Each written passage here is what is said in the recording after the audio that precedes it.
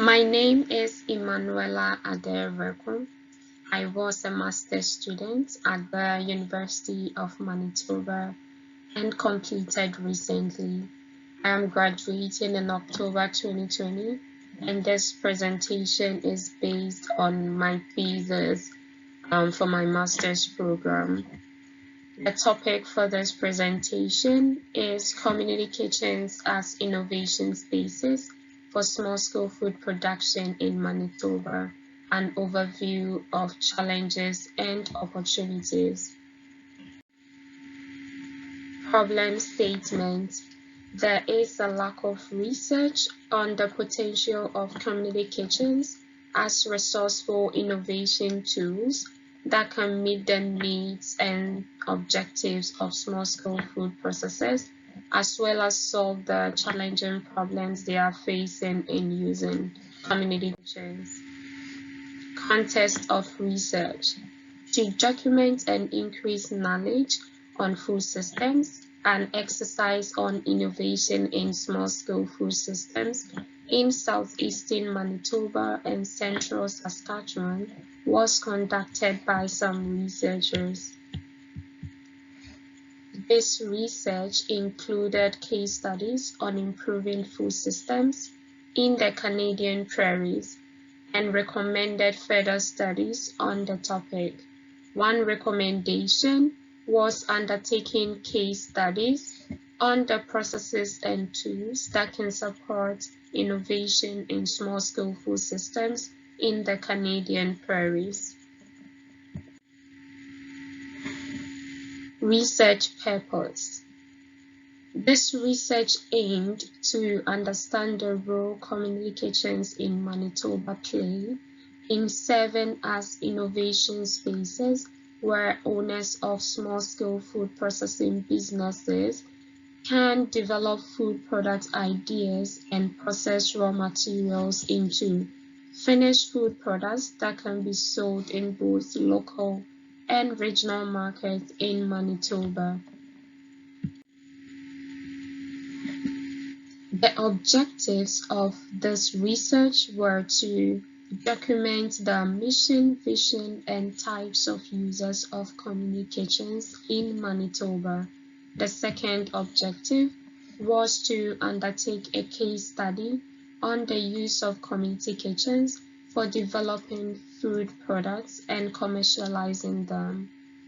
The last objective of this research was to develop recommendations for potential food processors and food processing businesses, community kitchen coordinators, and the government on how to reduce food processing costs using community kitchens, improve upon services, and promote innovation in small-scale food processing and community kitchens, respectively. Methodology. I conducted surveys to help achieve my first research objective of documenting community kitchens in Manitoba based on their mission, vision, and types of users. The participants of the survey were community kitchen coordinators in Manitoba. I also conducted interviews to solicit for the views of small-scale food processors in Manitoba and their experiences in using community kitchens for food product idea development and processing. Results and discussion. For this conference, I will talk briefly about the background information for data collection and focus on the advantages and disadvantages of using community kitchens. Data collection summary.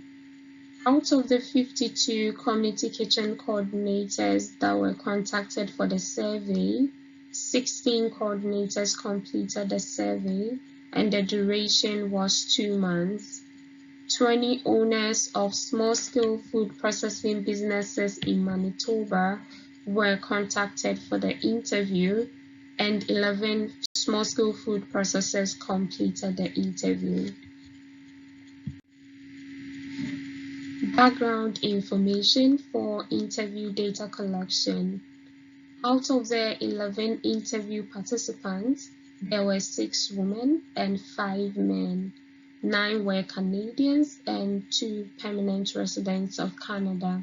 6 food processor businesses belonging to the interview participants were located in Winnipeg. 3 were located in other parts of Manitoba, and 1 business was mobile because it moved from place to place. 1 participant only did food processing as part of her volunteering activities. Tools, equipment, machinery, and resources available in community kitchens. The tools, equipment, and resources community kitchens provide depend on the programs and services they render to their users and their financial capacity. Some of the shared equipment available in community kitchens in Manitoba are stoves, ovens, refrigerators, and kitchen utensils.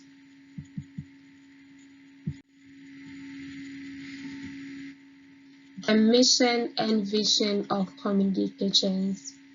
Several community kitchens have a mission statement outlining the kitchen's primary purpose and a vision statement entailing their future aspirations. Usually, community kitchens' mission and vision serve as inspiration for the kitchen management and staff in designing programs and services for their users.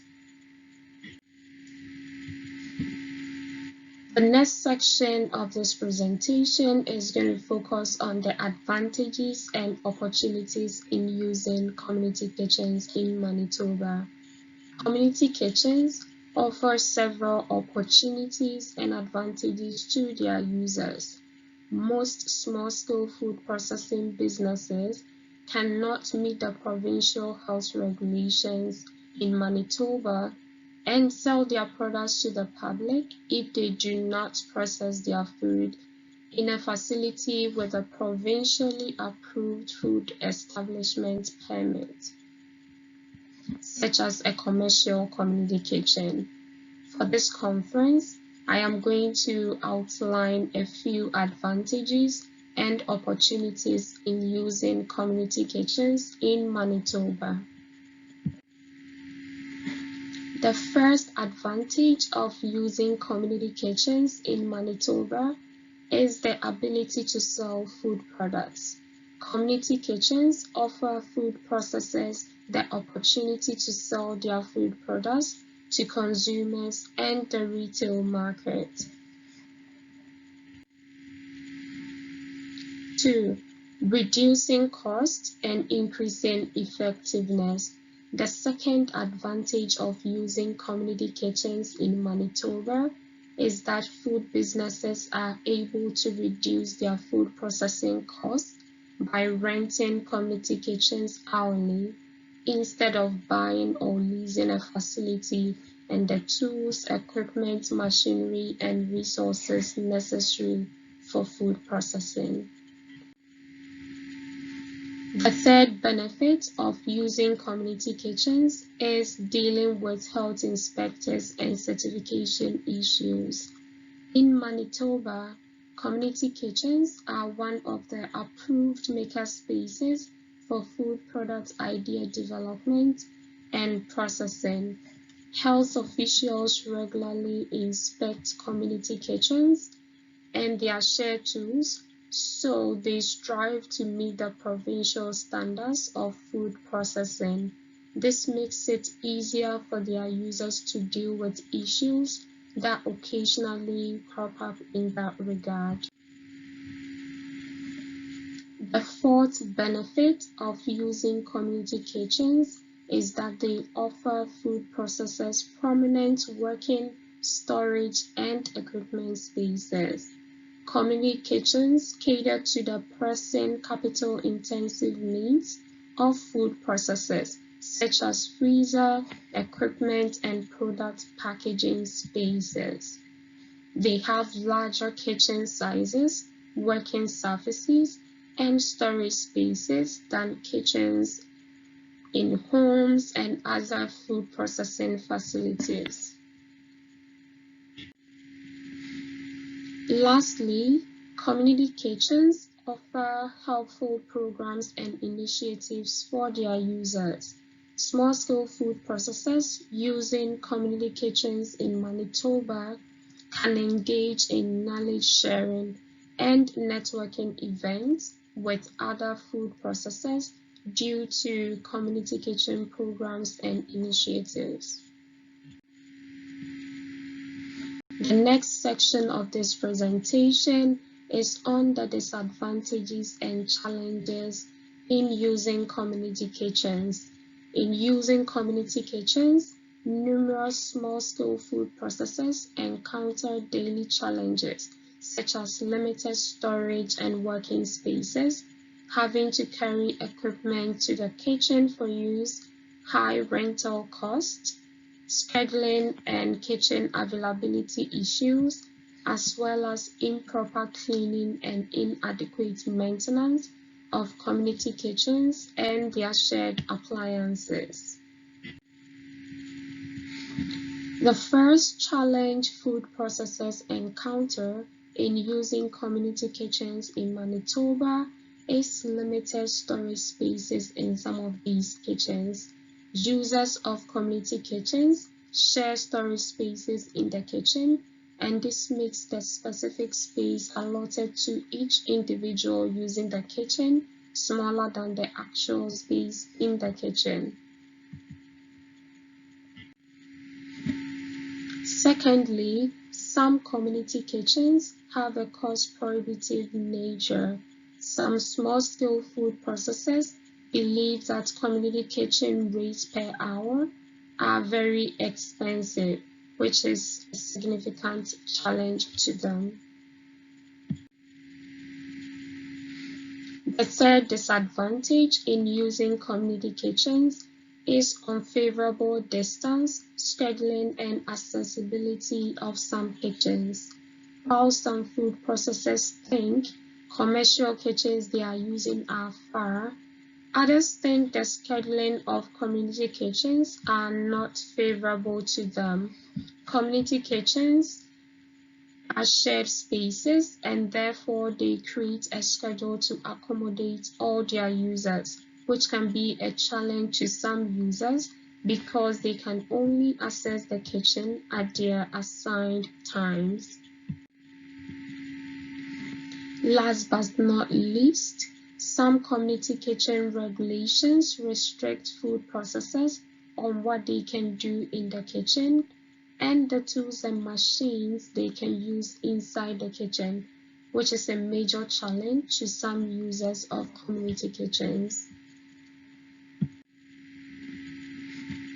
The last disadvantage of using community kitchens is the lack of funding for some of the kitchens.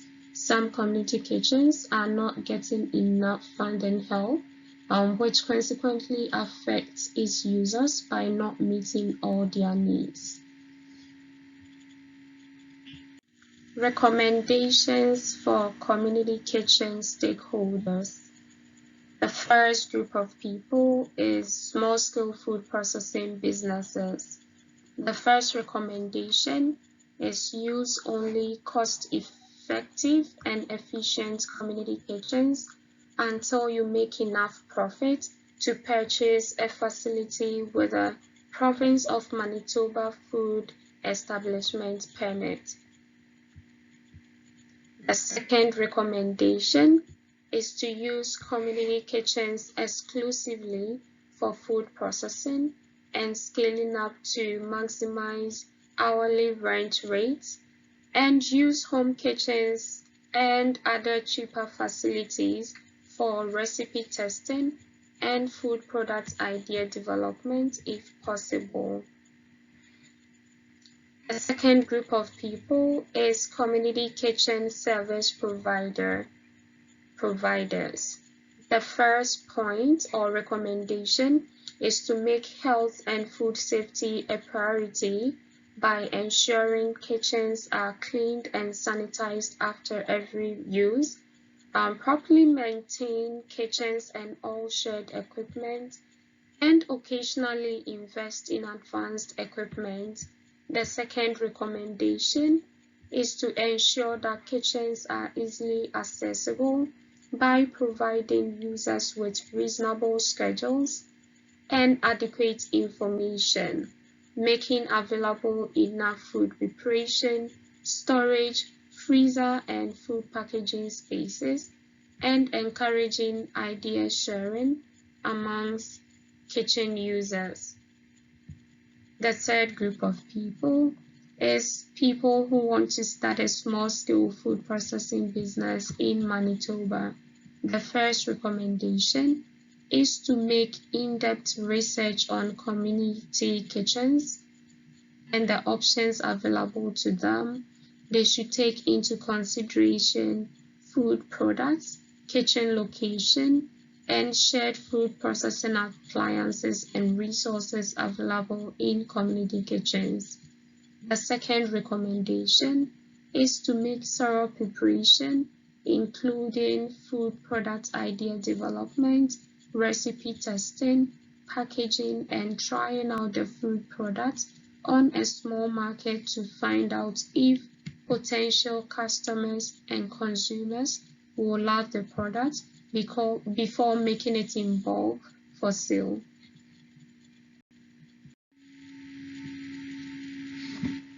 The next section of this presentation is on recommendations for the government on community kitchens as innovation spaces.